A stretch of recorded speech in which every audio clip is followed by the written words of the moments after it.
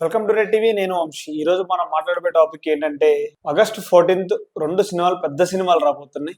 War cinema ఒకటి, వారానికి ముందులో వార్ 2 వచ్చింది. తో తర్వాత కూలీ, మరి రజనీకాంత్ గారిది వార్ 2 చూసుకుంటే సార్ ఎన్టీఆర్ గారిది, రుతిక్ రోషన్. సో ఈ రెండు సినిమాల్లో ఏది బాగా నిలబడుతుంది, ఏది టిఎఫ్ఏసికి ఏది సూపర్ సక్సెస్ కొట్టిద్ది, బ్లాక్ బస్టర్ అయితే సార్ మనం అనుకోవచ్చు. ఇప్పుడు ఎన్టీఆర్ గారు ఉన్నారు కాబట్టి ఎన్టీఆర్ సినిమా అవ్వచ్చా, లేకపోతే రజనీకాంత్ గారు అంటేనే అదొక వేరు లెవెల్. మరి రజనీకాంత్ గారి తగ్గట్టు ఈ వార్ 2 సరిపోద్ది అంటారు, నిలబడుతుంది అక్కడ అంటే కూలీ, వార్ 2 రెండు సినిమాలు కూడా రెండు పాన్ ఇండియా సినిమాలు. అవును. ఇక్కడ వార్ 2 లో చూసుకుంటే ఎన్టీఆర్, హృతిక్ ఉన్నారు. హృతిక్ అలాగే కూలీ చూసుకుంటే రజనీకాంత్ గారు, ఇంకా పెద్ద స్టార్ కాస్టింగ్, ఉపేంద్ర, అమీర్ ఖాన్. అసలు పాన్ ఇండియాలో మామూలుగా లేదండి. ఈ రెండు కూడా ఒకే తారీఖున ఆగస్ట్ 14 వస్తుంది. జనరల్ గా ఇటువంటి సినిమాలు, పెద్ద సినిమాలు అట్లీస్ట్ ఒక 1 వీక్ అన్న గ్యాప్ ఎక్కువ వస్తూ ఉంటాయి. బట్ కానీ ఈసారి గ్యాప్ ఉండడం వల్ల ఇద్దరికి రెండు సినిమాలకి మంచిది, ప్రొడ్యూసర్స్ కి. అయితే ఇప్పుడు ఒకే డేట్ కి ఇద్దరు కూడా ఎవరు తగ్గట్లేదు. ఒకే డేట్ ఎవరైనా తగ్గుతుందేమో, డేట్ పోస్ట్ పోన్ అవచ్చేమో అనుకున్నారు. కానీ ఇది రెండు కూడా ఆగస్ట్ 14 రావడానికి రెడీ అవుతున్నాయి. మొత్తం భారీగా ప్లాన్ జరుగుతుంది, ప్రమోషన్స్ అంతా కూడా. అయితే ఈ ప్రమోషన్స్ చూసుకున్నట్లయితే కూలీ ముందని చెప్పచ్చు. ఓకే, ప్రమోషన్ లో కూలీ ముందు దూసుకెళ్తాం. ఓకే, లోకేష్ కనకరాజ్ అంతా కూడా తన భుజాల మీద వేసుకొని ఒక వైపు సినిమా షూటింగ్ జరుగుతున్నప్పటి నుంచి కూడా దీన్ని అప్డేట్స్ ఇస్తూ మొత్తానికి ప్రమోషన్స్ లో పరుగులు పెట్టించాడు. జనానికి రీచ్ అయ్యింది. కానీ వార్ 2 విషయం చూసుకున్నట్లయితే ప్రమోషన్ లో వెనకబడింది. ఎక్కడ దానికి సంబంధించిన అప్డేట్స్ కానీ ఇంకా సరిగా రావట్లేదు. ఇంకా 4-5 రోజుల్లో సినిమా.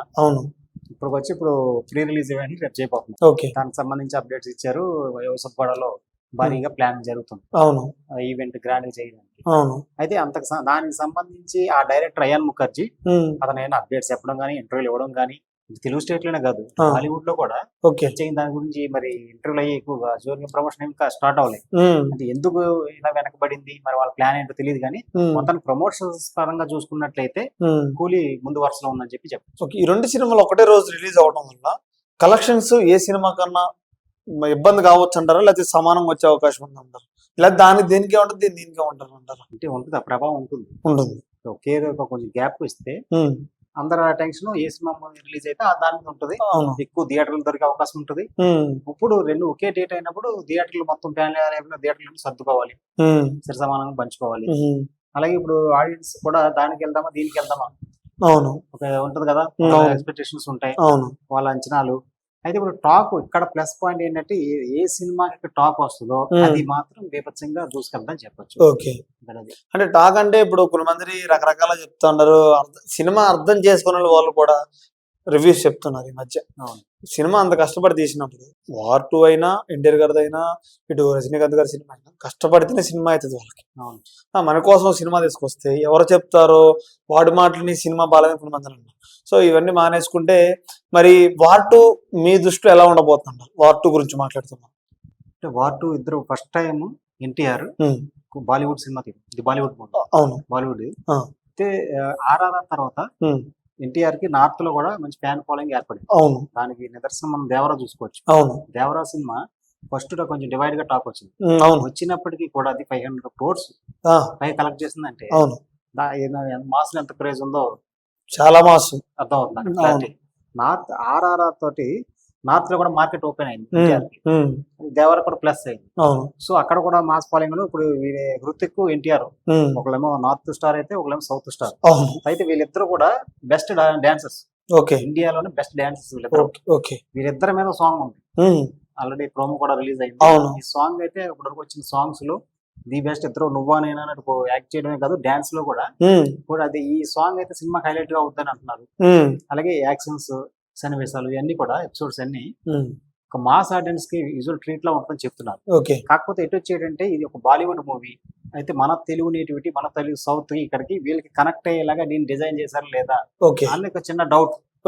అది తప్పితే మిగతా అంతా కూడా సూపర్. పాజిటివ్ గానే ఉందని చెప్పచ్చు. కలెక్షన్స్ ఎంత అవ్వచ్చు అంటారు? వన్ డే కలెక్షన్స్ ఏమన్నా మనం చెప్పగలుగుతూ ఉంటారా? 2 సినిమాల మధ్యలో చెప్పలేకపోతుంది. టూ ఎర్లీ కానీ మాట్లాడడం కరెక్ట్ గా టాక్ వచ్చిన బట్టి అయినప్పుడు బట్టి మనం చెప్పచ్చు. ప్రస్తుతానికి అయితే మాత్రం రెండు కూడా నువ్వు పోటీలో ఉన్నాయి. కానీ ప్రమోషన్స్ లో వెనకబడింది. కానీ మరి ఇప్పుడు ప్రమోషన్స్ లో కూడా పరుగులు పెట్టించేందుకు రంగం సిద్ధమైంది. ఇక్కడ ఏమో సితార్ ఎంటర్టైన్మెంట్ నాగవంశీ ఇక్కడ స్టేట్ లో రిలీజ్ చేస్తున్నారు. ఈ ప్రీ రిలీజ్ ఈవెంట్ అయితే భారీగా ప్లాన్ చేశారు. ఆయన సినిమాలకి ఎలా ప్రమోట్ చేస్తారో మనకు తెలిసింది, వేరే లెవెల్ కాబట్టి ఇక్కడ నుంచి ప్రమోషన్స్ లో ఆ లోటు లేకుండా ఎన్టీఆర్ ఫ్యాన్స్ అందరూ అదే టెన్షన్ లో ఉన్నారు. కూలీ దూసుకెళ్ళిపోతున్న ప్రమోషన్స్ లో మనం ఇంకా ఆయన తగిలేదేంటి, ఎన్టీఆర్ గారు కూడా దీని గురించి ఏం మాట్లాడలేదేంటి అని వాళ్ళు టెన్షన్ పడుతున్నారు. ప్రస్తుతానికి అయితే ప్రీ రిలీజ్ దగ్గర నుంచి ప్రమోషన్ లో స్పీడ్ అందుకుంటుందని అనుకోవచ్చు. మరి కూలీ సినిమా ఎలా ఉండబోతుంది అంటారు?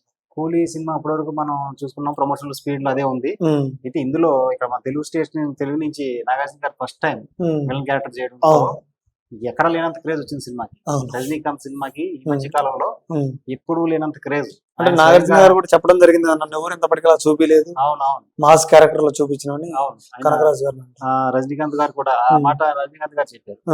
ఈ సినిమాకి ఎంత క్రేజ్ వచ్చిందంటే నాగార్జున గారు దీని గురించి మాట్లాడడం, లొకేషన్ ఇంటర్వ్యూలు అన్ని ఎక్కలేని బజ్ క్రియేట్ చేసి అని చెప్పడం జరిగింది. ఇక్కడ ఒక ప్రీ రిలీజ్ లాంటి ఈవెంట్ ప్రెస్ మీట్ పెట్టినప్పుడు ఒక స్పెషల్ బయట వీడియో ద్వారా రజనీకాంత్ గారు కూడా మాట్లాడారు.